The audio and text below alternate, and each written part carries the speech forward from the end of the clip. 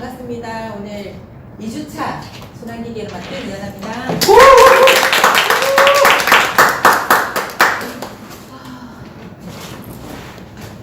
지난 시간에 소화기계, 혹시 지난 시간에 소화기계 중에 이거 하나 기억나는 거 있다? 이자는 뭐랑 똑같다고요? 췌장. 기억나요? 칼슘 중요성. 아, 칼슘이 중요했어. 네, 운동, 이거, 운동 운동을 해야 되니까. 또 있을까요? 지금 왜냐하면 1주차 때 기억을 되살려보는 거예요. 소화기계, 맹장이 얼마나 중요하지 않았습니까? 문장도 중요하고, 네. 저염식은 안 좋다. 너무 저염식은 안 너무 좋다. 저염식은 또 소화를 너무 안 시킨다, 못 시킨다. 여러 가지가 있으실 거예요. 그래서 오늘 첫 번째 소화기계하고 오늘 한 순환기계하면 굉장히 밀접한 관계를 가지고 있거든요. 그래서 소화기계에서 내가 먹은 거를 위로 가서 죽을 만들어서 소장으로 가서 그 영양성분을 쫙 흡수를 해서 어디로 가죠? 이걸 이제 한번 그려봅시다. 위로 가서 그 다음에 12장 거쳐가지고 소장으로 갔어요. 그럼 소장에서 영양성분을 쫙 빨아들여서 어디로 가죠? 간으로 가잖아요. 간으로 가서 이 영양성분을 분해하고 다시 합성하고 해가지고 어디로 가냐면 심장으로 가요. 심장. 다시 한번 볼까요? 위에서 내가 먹은 게 위로 가서 잘게 쪼개지고 쪼개진 게 소장으로 가서 영양성분을 흡수를 해서 그 영양성분이 간으로 갑니다. 간. 그래서 간에서 일단 첫 번째 하는 게 해독작용이에요. 왜냐하면 독이 있는 걸 온몸에 돌리면 내 몸이 위험해지니까. 그래서 해독작용을 하고 그 다음 남은 이 영양성분을 분해하고 다시 합성을 해서 이 영양성분을 다시 온몸으로 돌려야 되잖아요. 그래서 심장으로 가요. 네, 그래서 순환기계랑 소화기계를 굉장히 밀접한 관계를 가지고 있어요. 자, 그렇다면 1주차 소화기계에서 쭉 내려오는 이 과정에서 생길 수 있는 질병을 두 가지로 이렇게 만들 수 있어요. 요약을 할 수 있어요. 위에서 생기면 위염, 그죠? 간에 생기면 간염, 염증이죠. 염증이 생겨서 온몸에 이렇게 만성염증이 되고 나중에 궤양이 되고 나중에 암으로 되고 그래서 염증성 질환들이 쭉 생길 수 있고요. 그 다음에 그 염증이나 스트레스나 이런 걸로 인해서 대사가 잘 안 되는 거죠. 이 대사가 뭐죠? 이정수 리더님, 대사가 뭘까요? 뭘 대사라 그럴까요? 버스. 엠버서. 우리 대사전 질환, 대사. 그럼 대사전 질환은 뭐가 있을까요? 계속해 주시죠.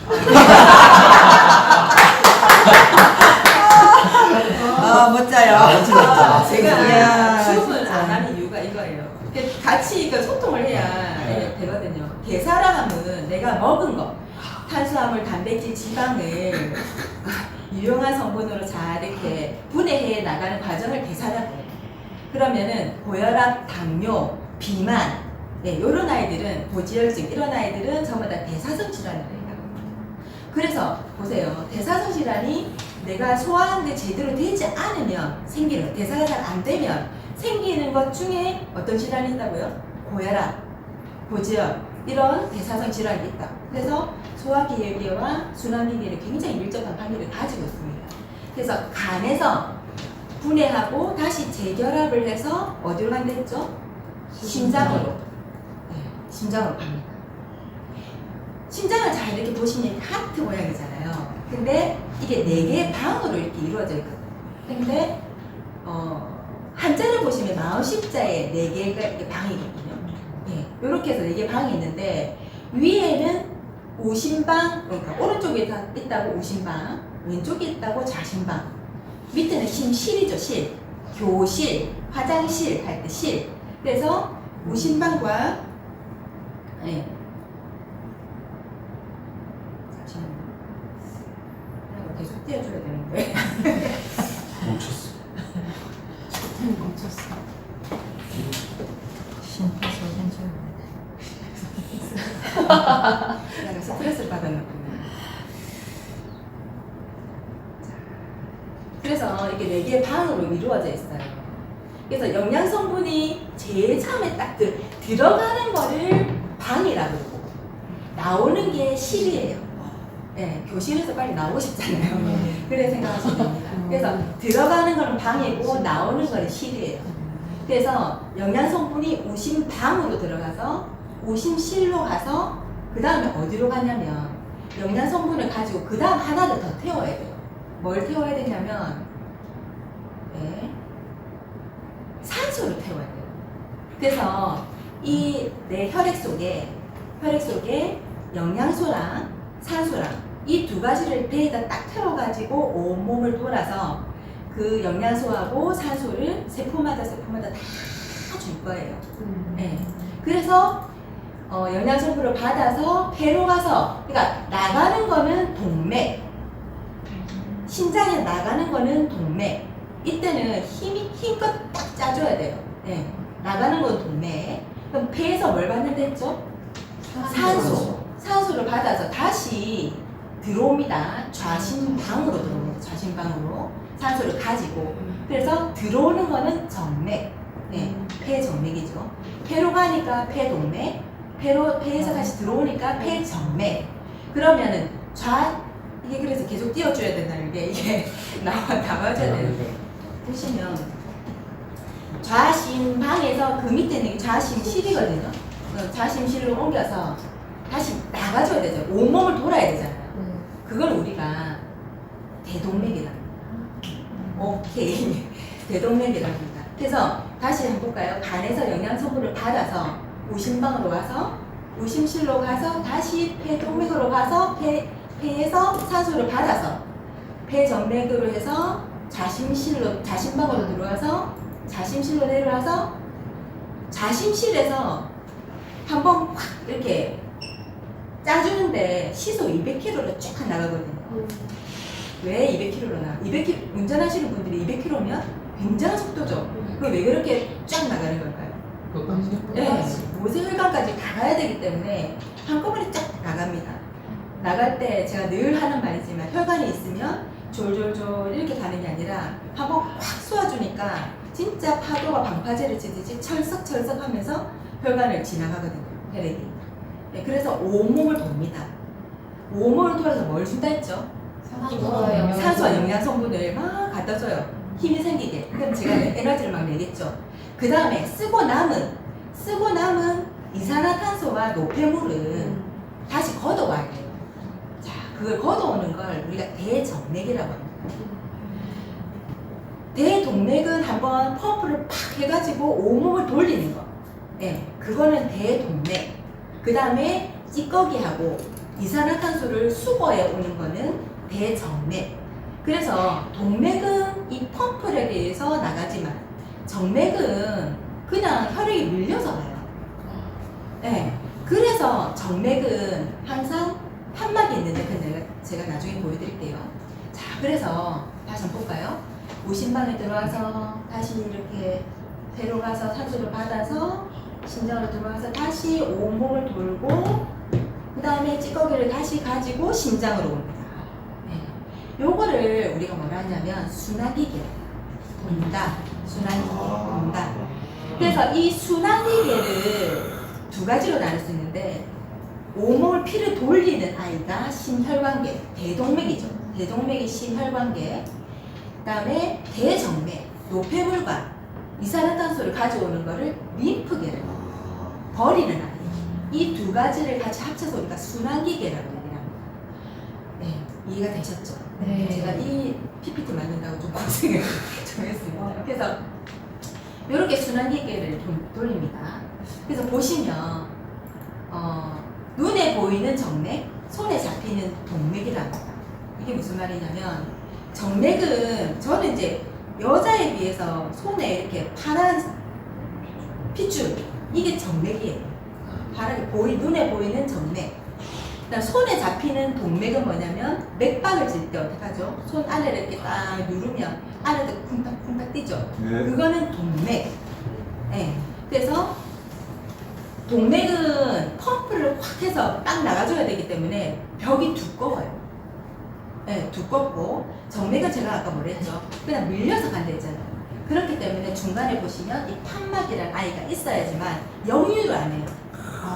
근데 그 역류를 생기는 게 하지정맥류 이런 거거든요. 이거 올려가줘야 되는데 못 올라가고 역류가 생겨서 피가 거꾸로 이렇게 흐르는 게 이제 하지정맥류인데 하지정맥류하고 신장하고는 별 상관은 사실은 없습니다. 하지만 이 정맥은 우리가 병원에 딱 가면 세 가지 검사를 합니다. 뭘 검사를 하냐면 혈압, 그 다음에 피, 혈액 검사. 혈액 검사할 때 동맥의 피를 뺄까요? 정맥의 피를 뺄까요? 네, 정맥의 피를 빼요. 동맥의 피는요 굉장히 밝은 선홍빛을 띠고요. 정맥은 약간 시커먼 너무 사투리인가? 좀 색깔이 좀 짙은 그런 빨간색, 검붉은색. 왜 그러냐면 동맥은 아까 산소하고 영양소를 가지고 있댔죠. 그러니까 산소가 많이 들어있으니까 얘가 밝아요. 굉장히 선홍빛을 띠는데 정맥은 이산화탄소하고 노폐물을 가지고 있으니까 얘가 좀 어두운 거죠. 그렇게 해서 그거를 딱 뽑아서 보면은 이 건강 상태가 어떤지 알 수가 있어요. 그 다음 하는 게 뭐죠? 소변 검사죠. 이 세 가지를 하는데 소변을 보면은 이 소변이 물 형태로 그러니까 피에 섞여가지고 온몸을 돌고 얼마 만에 한 달 만에 소변으로 빠져나오잖아요. 그러니까 얘가 안 가본 장기가 없는 거예요. 혈액을 가지고 온몸을 돌다가 나오기 때문에 그래서 소변 검사를 하는 거예요. 그래서 소변 검사를 해야지만 이 어떤 장기에서 어떤 일이 있었다는 거를 얘가 다 알려주는 거예요. 그래서 소변 검사, 혈액 검사, 그다음에 혈압 이 세 가지를 가지고 나의 건강 상태를 체크를 하는 겁니다. 자, 모사혈관이 있고 요렇게 가면 이 순환기계는 그러니까 영양소하고 산소를 잘 운반해주고 잘 수거해오고 요것만 잘 돌아가면 아무 문제가 없어요. 근데 아까 제가 시속 200km로 쫙 나갈 때 만약 혈관벽이 너무 약해 있다든지 너무 딱딱해 있다든지 그러면 막히거나 터지거나 이렇게 되겠죠. 그런 상태들을 다 가지고 심혈관계 질환들이 하나씩 생기는 거거든요. 그래서 이런 아이들이 생겨요. 이상 지질 혈증, 다시 말해서 내 혈액 속에 지질이 너무 이상하게 많다. 중성지방이라든지 콜레스테롤이 많다. 고지혈증, 고 높다. 지는 지방 어디에? 피에.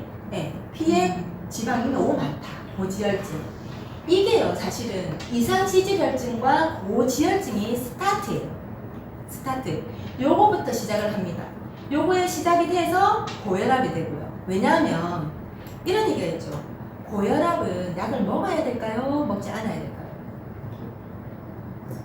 먹으면 안 돼요. 그러면은 안 되잖아요. 혈압이 너무 높고요. 안 되잖아요. 관리를 해가면서 먹어야 된다. 관리를 해가면 진짜 제가 나중에 그 얘기 할 거거든요. 어떻게 그러지? 찍었습니다. 네, 고혈압인데 혈압이 높다는 건 뭐냐면 내가 시속 200km를 쫙 나가고 싶은데 걸리는 게 많다. 걸리는 게 많으면 천천히 가면 이게 뚫을 수 있을까요? 아니잖아요. 빨리 쭉 나가줘야 모세혈관까지 가니까 혈압이 높아지는 거예요. 쫙 나가줘야 되니까. 그래서 혈압이 높다는 거는 염증이 있구나 내 몸에. 염증이 내 몸에 있구나. 그 다음에 이게 혈관벽이 좁아져 있구나. 그러면 그 원인을 찾아서 해결을 해줘요. 그 다음에 동맥경화. 혈관이 상처가 나면 우리 부지포를 딱 붙이면 이게 찌르게 찢어지잖아요. 이때 투덜투덜한 이면에, 그러니까 원래는 매끄러운데 이 뭐라지? 매끄럽지 않은 투덜투덜한 이면이 되니까 이 혈액이 지나가다가 자꾸만 지방이 이렇게 갖다 쌓이는 거예요. 노폐물이. 그 노폐물이 갖다 쌓이게 되면 혈관이 딱딱해지거든요. 그걸 동맥경화라 합니다. 자, 보시면 이거 한번 볼까요? 나중에 보고 다시 볼게요. 이게 관상동맥이라는 거거든요. 세 가닥에 이제 빨간색으로 되어 있는 게 우리가 관상동맥이라고. 임금님의 관처럼 생겼다 해서 관상동맥인데 심장이 이렇게 근육덩어리로 되어 있거든요. 그거를 뛰게 만들려면 심장도 영양소하고 산소가 가야지만 이렇게 뛰게 만들어요.